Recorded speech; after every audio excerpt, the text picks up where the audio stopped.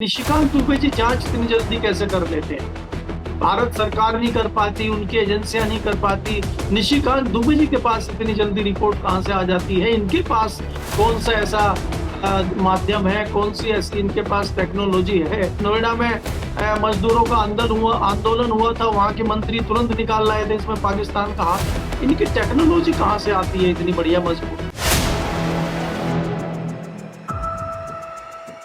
नमस्कार दोस्तों, कैसे हैं आप लोग। उम्मीद है आप सभी अच्छे होंगे। कॉकरोच जनता पार्टी लगातार आगे बढ़ती जा रही है। इंस्टाग्राम अकाउंट पर 20 मिलियन से ज्यादा फॉलोअर्स हो गए, यानी कि 2 करोड़ से ज्यादा लोग अब तक इस मुहिम से जुड़ चुके हैं। इंस्टाग्राम पर जिस तरह से एक्स अकाउंट को स्ट्राइक डाउन किया गया था, इंडिया में बैन किया गया था, नया अकाउंट बनाया गया अभिजीत दीपके की तरफ से, और उस पर भी हजारों लाखों लोग अब तक जुड़ चुके हैं और लगातार जुड़ रहे हैं। तो क्या संकेत है? क्योंकि सरकार तो कह रही है कि ये नेशनल सिक्योरिटी के लिए खतरा है। क्या असल में ऐसा है, या फिर सवालों के जवाब देना नहीं चाहती है, इसलिए इस तरह की बातें होने लगी हैं? पाकिस्तान का जिक्र होने लगा है, सोरोस का जिक्र होने लगा है। क्यों हो रहा है, करेंगे बात। केपी मलिक जी वृहस्पतिवार हमारे साथ जुड़े। सर बहुत बहुत स्वागत है। बहुत बहुत धन्यवाद हिमांशु जी, आपका भी और हमारे सुधी दर्शकों का भी बहुत बहुत धन्यवाद, आभार। बहुत अच्छे कमेंट करते हैं, कल बहुत ज्यादा कमेंट आए हैं, बड़े मजेदार कमेंट थे, उनका हम आभार व्यक्त करते हैं और धन्यवाद करते हैं। और आशा करते हैं इसी तरह से वो कमेंट करके हमारा हौसला अफजाई करेंगे, ताकि हम सत्य को आगे लाने की कोशिश लगातार करते रहें। जी। लेकिन सर, इधर सरकार तो कह रही है कि कॉकरोच जनता पार्टी जो है वो नेशनल सिक्योरिटी के लिए खतरा है, इसलिए उसको स्ट्राइक डाउन किया गया है, इसलिए उसके अकाउंट को बैन किया गया। हालांकि जो नया एक्स अकाउंट खोला गया पार्टी की तरफ से, अभिजीत दीपके की तरफ से, उस पर भी अब तक जो है लाखों लोग जो है जुड़ चुके हैं। और इंस्टाग्राम पर तो हद ही हो गई है सर, 20 मिलियन से ज्यादा हो गए हैं। मतलब ऐतिहासिक है ये कि एक हफ्ते के भीतर किसी भी इंस्टाग्राम अकाउंट पर इस तेजी के साथ कोई लोग जुड़े हों या फिर इस तरह से चीजें हुई हों, ये तो ऐतिहासिक है। लेकिन सरकार तो कह रही है ये नेशनल सिक्योरिटी के लिए खतरा है। किस तरह से देखें सर? देखिए हिमांशु जी, इसमें दो तीन चीजें हैं। जहां तक मैं सोशल मीडिया को जानता हूं और उसमें इस तरह से आपके मेंबर बनते हैं, आपको लोग लाइक करते हैं, आपको कमेंट करते हैं, हम भी देखते हैं कि कितने लोगों ने कमेंट किया, कितने लोगों ने हमारा प्रोग्राम देखा। तो इतनी बड़ी तादाद में इतने नंबर आना, वो 2 करोड़ से अधिक पहुंच जाना, ये जताता है कि लोग कहीं ना कहीं इस चीज को पसंद कर रहे हैं। और पसंद क्यों कर रहे हैं कि आप ये देखिए मुद्दा क्या है और ये मुद्दा कहां से आया है। देश की सबसे बड़ी अदालत की कुर्सी पे बैठे हुए एक व्यक्ति ने जब इस तरह का एक चीज बोली, एक शब्द बोला और युवाओं के जख्मों पर नमक छिड़कने का काम किया, तो उससे कहीं ना कहीं देश का युवा आहत है। और जब एक युवा ने इस तरह की फैसिलिटी दी, एक प्लेटफॉर्म दिया, तो तमाम युवा उस पर आने के लिए बेताब हैं, आतुर हैं। तो ये जताता है कि कहीं ना कहीं देश में इस तरह की चीजें हैं।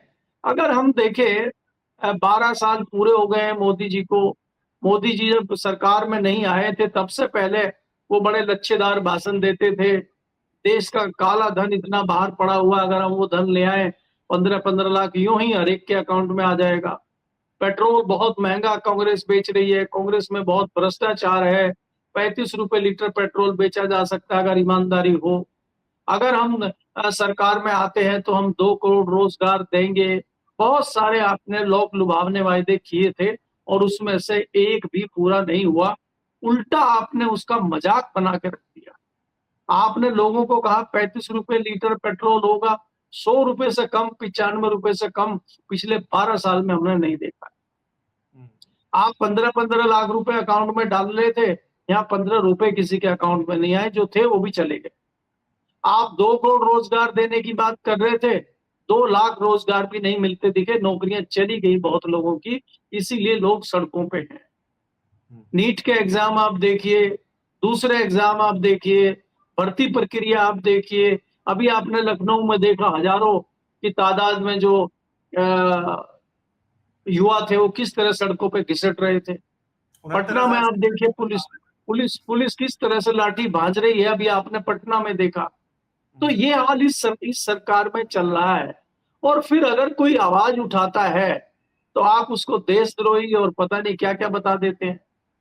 अब नहीं, खैर ये निशिकांत पुरानी दुबे के बातें पास हैं। डेटा आ गया है ना सर, निशिकांत दुबे जी के पास डेटा आ गया है। वो कह रहे हैं कि अभिजीत दीप के आम आदमी पार्टी यानी कि केजरीवाल जी का कार्यकर्ता है, ये बोस्टन किसके पैसे से पहुंचा है, क्वेश्चन मार्क, यानी कि ये पूछ रहे हैं किसके पैसे से, क्या इसके रहने खाने का खर्चा सोरोस फाउंडेशन दे रहा है।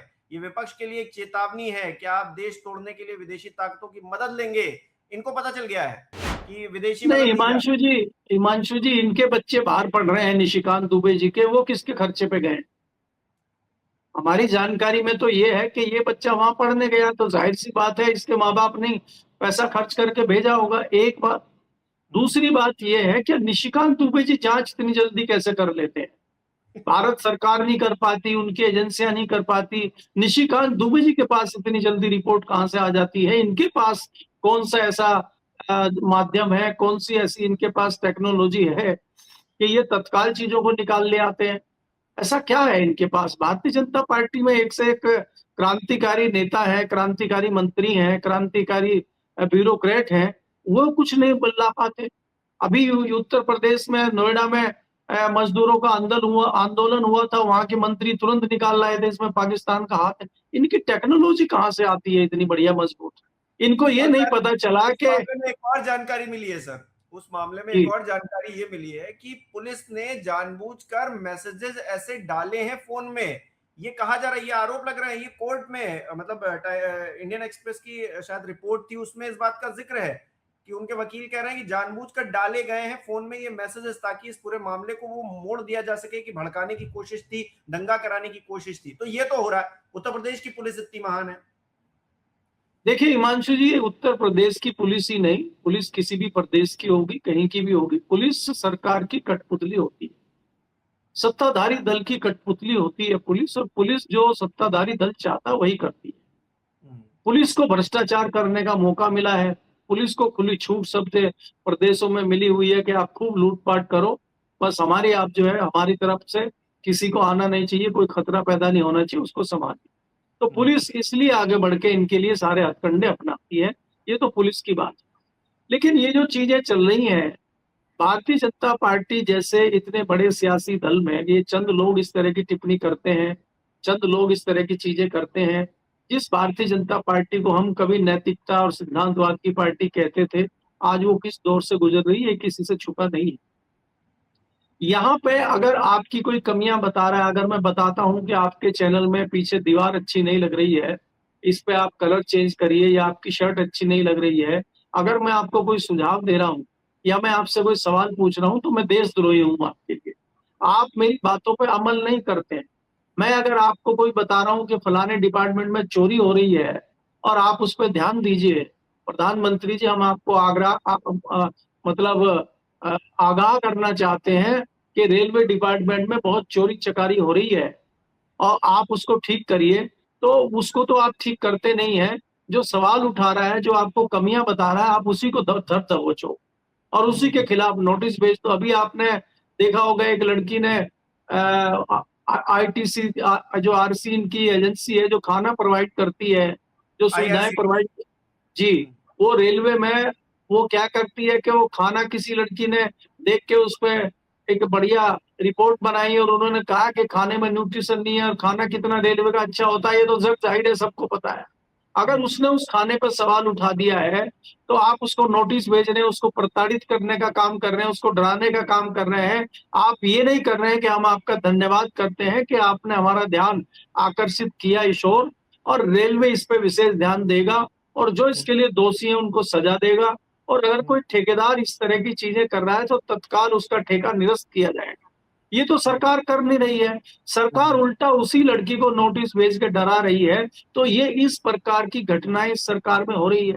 आपने देखा उत्तर प्रदेश में कितनी हिम्मत का काम उस एक सिपाही ने किया कि उसने पूरे पुलिस प्रशासन की पोल पट्टी खोल दी और इस हिम्मत के साथ वो आया। आपने उसकी पीठ तो थपथपाई नहीं कि आपने भ्रष्टाचार उजागर किया है, आपने उल्टा उसी की नोक ले ली, उसी को प्रताड़ित करना शुरू कर दिया। तो ये भारतीय जनता पार्टी की कार्यप्रणाली है। अभी तो उसको देशद्रोही नहीं ठहराया इन्होंने, अभी तो खाली नौकरी से निकाला है। उसको आतंकवादी भी बता सकते हैं ये, और उसको कोई बड़ा देशद्रोही भी बता सकते हैं, उसको कह सकते हैं कि ये ISI के इशारे पे काम कर रहा है, अभी तो ये भी हो सकता है। तो यहाँ सवाल उठाना जो है मुश्किल बन गया है। इससे कहीं ना कहीं युवा बहुत आहत है और युवा बहुत दुखी है। तो मुझे लगता है उसको देखते हुए इस तरह का प्लेटफॉर्म मिला है युवा को कि वो आए यहाँ पर अपनी चीजें रख सके और ऐसा एक विरोध का प्लेटफॉर्म बना सके जहां पे वो अपना विरोध जता सके। इसलिए मुझे लगता है कि युवा इससे बहुत तेजी से जुड़ रहे हैं। और हिमांशु जी, आपको पता है कि 50% से ज्यादा, करीब 58% के लगभग आज हमारी ऐसी तादाद है युवाओं की जो जिनमें पढ़े लिखे हैं, डिग्रियां लिए घूम रहे हैं, नौकरी उनके पास नहीं है। ऐसे युवाओं की संख्या बहुत ज्यादा है। तो वो युवा अगर एक प्लेटफॉर्म पे आते हैं तो इस तरह की चीजें होंगी। और सरकार को जब सरकार घबरा रही है या सरकार ओवर कॉन्फिडेंस हो रही है या सरकार सोच रही है तो बुलबुले आते रहते हैं, जाते रहते हैं। अब ये तो आने वाले समय में ही पता लगेगा, लेकिन युवाओं को दिक्कत है, ये जग जाहिर हो गया है जी। अच्छा, इधर योगी आदित्यनाथ जी मंच पर खड़े होकर कह रहे हैं कि जीवन का यही सच है, जो डर गया वो मर गया। तो क्या ये बात अप्लाई, ये जो पूरा आंदोलन जेंजी का खड़ा करने की कोशिश की जा रही है उस पर भी होता है? क्योंकि डर गए अगर इन बातों से कि अकाउंट सस्पेंड हो गया, या कुछ लोगों को अभी अभी तो क्योंकि अभिजीत यूएस में है, वो तो एक इंटरव्यू में ये भी कह रहे थे कि मैं अगर हिंदुस्तान आ जाऊंगा तो मेरी तो गिरफ्तारी हो जाएगी।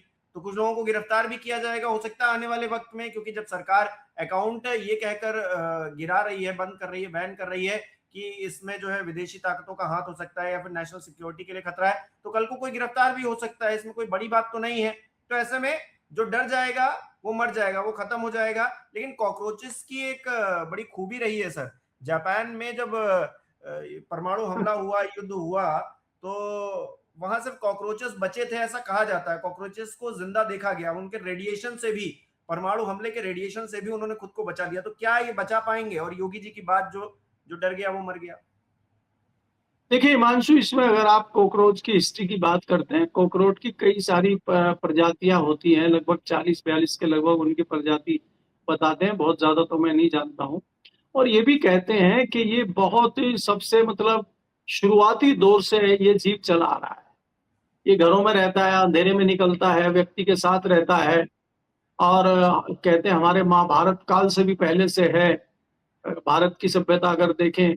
और अभी आपने बताया ही है कि जापान में जब हिरोशिमा और नागासाकी के ऊपर परमाणु बम डाले गए थे, वहां तमाम क्षति हुई थी, लेकिन उसमें कॉकरोच जिंदा बच गए थे। तो कॉकरोच इतनी आसानी से मरने वाले नहीं है। और शानदार नाम जो है हमारे चीफ जस्टिस ऑफ इंडिया ने दे दिया है, ये कॉकरोच का शानदार नाम है, इसको जल्दी से कैच करके वो आगे बढ़ गए हैं। रही योगी जी की बात कि जो डर गया सो मर गया, अब योगी जी ये किस संदर्भ में कह रहे हैं? योगी जी दिल्ली से नहीं डरना चाहते हैं और वो लगातार अपना झंडा बुलंद किए हुए हैं। वो इस संदर्भ में कह रहे हैं या वो उन युवाओं के संदर्भ में कह रहे हैं जो जेनजी जो है कॉकरोच बने हुए हैं, उनको वो कह रहे हैं कि आपको डरने की जरूरत नहीं है?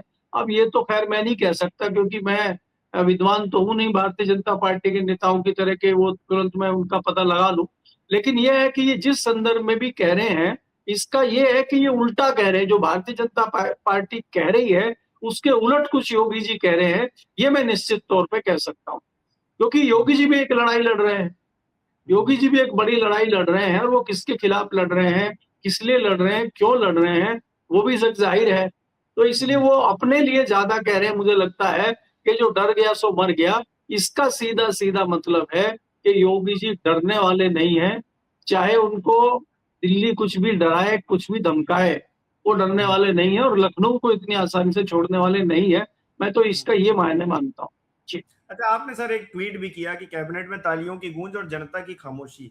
मतलब क्या क्या संदेश देने की कोशिश है? मतलब प्रधानमंत्री मोदी अब आ गए हैं विदेशी दौरा करके, अब मेलोडी सब कुछ हो चुका है, तो अब देश के ऊपर ध्यान देंगे या क्या? मतलब क्या चल क्या रहा है उधर? देखिए हिमांशु जी, माननीय मोदी 5 देशों की बहुत अच्छी यात्रा करके आए हैं। यात्रा के तमाम आपने विजुअल देखे, तमाम आपने खबरें भी देखी। आपने नॉर्वे में जो पत्रकार ने सवाल पूछा था वो भी देखा आपने, मोदी जी ने जवाब नहीं दिया।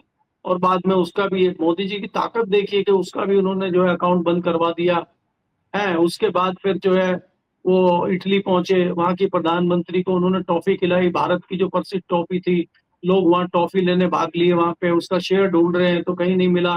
तो इस तरह की बहुत सारी और चीजें सबसे मोदी जी पहले तो करके। सर एक चीज टोक रहा हूं, सबसे पहले तो वो विजुअल देखिए कि हाथ फैलाकर मुसलमानों को गले लगा रहे थे। हिंदुस्तान में मुसलमानों को गाली देते फिरते हैं भारतीय जनता पार्टी वाले, और वहां जाकर जो है मुसलमानों को गले लगा रहे थे, ऐसा जैसे कोई बिछड़ा हुआ भाई है। अब बकरीद आ रही है तो देखिए देखिए, किस तरह से हंगामा हो रहा हिमांशु जी, वो तो मोदी जी की पुरानी जो है एक फिलोसफी रही है, पुरानी उनकी एक आदत है कि वो हर एक को गले लगाते हैं, और वो गले लगने के बाद पता चलता है उसको कि कैसे गले लगाया था, कैसे क्या हुआ था। उस पे तो मैं बहुत ज्यादा बारीकी में नहीं जाता हूँ, लेकिन मैं ये कहना चाह रहा हूँ कि आप 5 देशों की यात्रा करके आए हैं और आते ही आपने एक लंबी कैबिनेट मीटिंग बुलाई, बड़ी देर तक वो मीटिंग चली, उसमें खूब तालियां बजी, खूब ठहाके लगे। वो ऐसा क्या हुआ कि आप इतनी खुशी जता रहे हैं और जनता से छुपा रहे हैं? तो अगर आप देश के लिए कुछ करके आए हैं, राष्ट्र के लिए कुछ करके आए हैं, तो राष्ट्र को भी उसमें भागीदार होना चाहिए, राष्ट्र को भी जानने का अधिकार है। तो आप जनता को भी तो बताइए। आप कुछ बहुत अच्छा करके आए हैं भारत के लिए, भारत के पक्ष में कुछ डिसीजन हुए हैं, भारत के आप कुछ समझौते करके आए हैं, भारत की जनता के लिए, भारत के युवाओं के लिए, भारत के किसानों के लिए आप किन किन रणनीतियों पर फैसले करके आए हैं, वो तो जनता को बताना चाहिए। वो तो आप बता नहीं रहे हैं, और अंदर हंसी और ठहाके और खुशियां मनाई जा रही हैं। तो इसका क्या मायने हैं, इसका क्या मतलब है, ये सवाल हमने सरकार से पूछा है। अब सरकार जवाब तो देती नहीं है, लेकिन सवाल पूछने वाले के साथ कुछ करती है। तो देखते हैं कुछ नोटिस वोटिस आता है या क्या होता है, हम भी देखते हैं। लेकिन सवाल पूछना तो छोड़ेंगे नहीं। तो इसलिए सवाल पूछना चाहिए, युवा भी सवाल है। पूछ रहा है। एक बात तो कहनी पड़ेगी कि ये मोदी जी की ताकत है, ये बीजेपी की ताकत है कि गलत को गलत देखकर अगर कोई गलत बोल दे तो उसको गलत साबित कर देते हैं ये लोग। ये मतलब कहाँ का इन लोगों ने टैलेंट सीखा है, ये तो कहना पड़ेगा। मतलब ये इस पे तो तालियां बजनी चाहिए बेसिकली। देखिए हिमांशु, उसके लिए एक बहुत अच्छी कहावत है पुरानी, जो हमने लोगों से सुनी है। जब आपका समय अच्छा चल रहा होता है, तब आप अगर पत्थर के ऊपर भी हाथ रखते हैं तो वो सोना बन जाता है। और जब आपका वक्त बुरा शुरू होता है, तब ऊंट पे आप बैठे होते हैं, वहां पे कुत्ता काट जाता है। तो अभी आपका समय अच्छा चल रहा है, अब आगे क्या होगा ये सोचने वाली बातें हैं। अभी तक सब कुछ अच्छा था। अभी कई सारी चीजें हैं जिसमें मोदी जी का कोई योगदान भी नहीं है। दुनिया युद्ध की सीमा पे खड़ी हुई है, युद्ध के मुहाने पे दुनिया खड़ी हुई है, भारत भी उससे अछूता नहीं है। भारत में संकट का दौर है, रुपया लगातार गिर रहा है। आगे आने वाले समय में, आज ही एक रिपोर्ट आई है एक एजेंसी की, कि आने वाले समय में जो दुनिया के सबसे प्रमुख देश हैं, जो खासकर अन्न उगाते हैं, गेहूं उगाते हैं, गेहूं की प्रोडक्शन कम होने वाली है। उसमें मुख्यतः जो 5 देश हैं उसमें भारत है, अमेरिका है, चाइना है, यूक्रेन है। ये और सारे देश जो है कहीं ना कहीं युद्ध से उलझे हुए हैं, युद्ध के प्रभावित हैं। ऐसे में गेहूं की प्रोडक्शन कम हो रही है उसमें, क्योंकि खाद की कमी हो रही है, बाकी चीजों की कमी हो रही है। अगर गेहूं की प्रोडक्शन कम हुई है, गेहूं की कम मात्रा है, तो उससे जाहिर सी बात है कि आपके यहाँ आने वाले समय में खाद्य पदार्थों की दिक्कत हो सकती है, और आपको भूखे मरने की कगार पे आप पहुंच सकते हैं। आप खाद्यान्न के रेट बढ़ सकते हैं, खाद्यान्न की कमी हो सकती है। तो ये एक आपदा आपके ऊपर आ गई है, जिसमें मोदी जी का योगदान नहीं है। लेकिन समय खराब है, इसलिए ये चीजें आ रही हैं। अब मोदी जी से पूछ कर तो युद्ध शुरू नहीं किया गया है, लेकिन भाई मोदी जी भी भुगत रहे हैं उसको, और आगे भुगतेंगे। जब आप इस तरह की चीजें होंगी कि देश में पेट्रोल के लिए हाहाकार मचेगा, तो कहीं ना कहीं उसका नुकसान मोदी जी को भी होगा। नहीं तो सर, तो अभी अब तो कह ही अभी दिया है ना मोदी जी ने कि आपदाओं का दशक है, सारी अच्छी चीजें खराब हो जाएंगी। तो फिर अब तो डायरेक्टली कह दिया, इससे ज्यादा डायरेक्ट कहने वाली कोई बात बची ही नहीं थी ना सर। नहीं, बात कहने या बोलने या करने की नहीं है। अब मोदी जी के ऊपर इसका कितना प्रभाव पड़ता है, मोदी जी को इसका कितना नुकसान होता है, इसका आकलन होगा। और आने वाले समय में ये कितना नुकसान भारतीय जनता पार्टी को और मोदी जी को करेगा, वो देखना होगा। क्योंकि ये हमने जैसे आपको कहा है कि जब आपका समय अच्छा होता है, सब कुछ अच्छा अच्छा होता जाता है, और जब समय खराब शुरू हो जाता है, फिर कुछ कुछ इस तरह की चीजें होती हैं, बहुत सारी चीजें होती हैं। अभी तो आप अच्छे दौर में हैं, कल क्या होता है वो देखेंगे। जी। जी, बहुत बहुत शुक्रिया सर हमारे साथ जुड़ने के लिए, तमाम बातचीत के लिए। हमारे दर्शक किस तरह से देख रहे हैं कमेंट करके जरूर बताएं। जिस तरह से कहा गया है कि कॉकरोच जनता पार्टी जो बनाई गई है अभिजीत दीपके की तरफ से, वो कहीं ना कहीं नेशनल सिक्योरिटी के लिए खतरा है, इसीलिए उसके एक्स अकाउंट को स्ट्राइक डाउन किया गया है, इंडिया में बैन किया गया। आपको क्या लग रहा है, क्या सिर्फ वजह यही है या फिर कुछ और वजह भी है? क्या सरकार इस पूरे आंदोलन से डरी हुई है? क्या सरकार को लग रहा है कि अगर ये चीजें और आगे बढ़ती हैं तो फिर खतरा हो सकता है? क्योंकि सवाल लगातार दागे जा रहे हैं, सवाल लगातार सोशल मीडिया पर पूछे जा रहे हैं, लेकिन जवाब के नाम पर सिर्फ बातें आ रही हैं कि हम हैं तभी सब कुछ है और हम नहीं होंगे तो फिर सब कुछ तबाह हो जाएगा।